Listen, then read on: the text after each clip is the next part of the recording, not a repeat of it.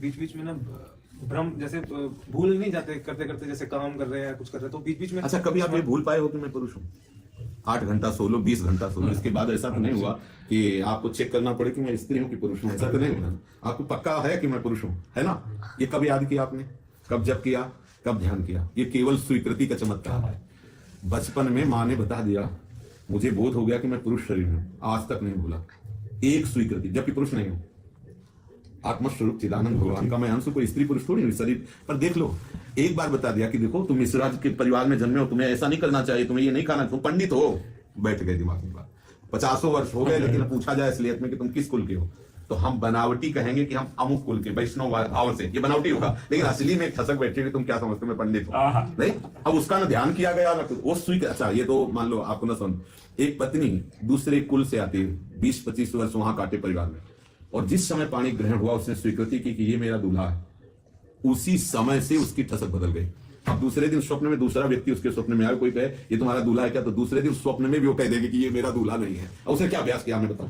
केवल गहरी स्वीकृति, हृदय से स्वीकार कर लिया कि ये मेरे प्रीतम है, ये मेरे जीवन साथी हैं, अब इनके हाथ में मैं समर्पित हो गई। तो कितना बड़ा चिंतन हो जाता है, समझ लेना। ये बस वही चिंतन चाहिए, कोई और चिंतन नहीं चाहिए। वही चिंतन, मेरी गुरु कह रहे हैं कि हमारी प्रिया जी है, बस आपको स्वीकार मेरी प्रिया। अब स्वप्न में भगवान विविध रूपों में आते होगा कि प्रणाम है महाराज, पर इष्ट श्यामा महाराज, मेरे आराध्य देव तो श्यामा जी है। ये बात आनी चाहिए, तभी माना जाएगा कि आपका संबंध हो गया।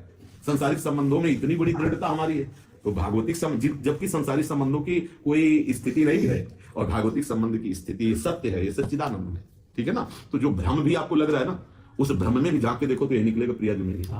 अगर आप गुरु के सच्चे समर्पित हो, तो जिस समय आपको लगे कि घंटों से यार भजन नहीं हो रहा, तो उस समय भी झांक के अंदर देखना, तो एक ठसक बैठी होगी कि यार कुछ हो ना हो, लेकिन प्रिया जी के साथ है ना। बस वही चीज हमें बैठाना, वही जब उभरते उभरते पूरी छा जाएगी हृदय में, वही सिद्धावस्था आ जाती मेरी है। देखो बहुत बड़े सिद्ध महापुरुष हैं, विठल विपुल देव जी, स्वामी हरिदास जी के साक्षात स्वरूप ही समझे। क्योंकि शिष्य जैसे पुत्र पिता की आत्मा होता है, ऐसे शिष्य गुरु का जो हृदय होता है वही शिष्य के हृदय में प्रकाशित होता है। वो कह रहे हमारे माई श्यामा जी को राज।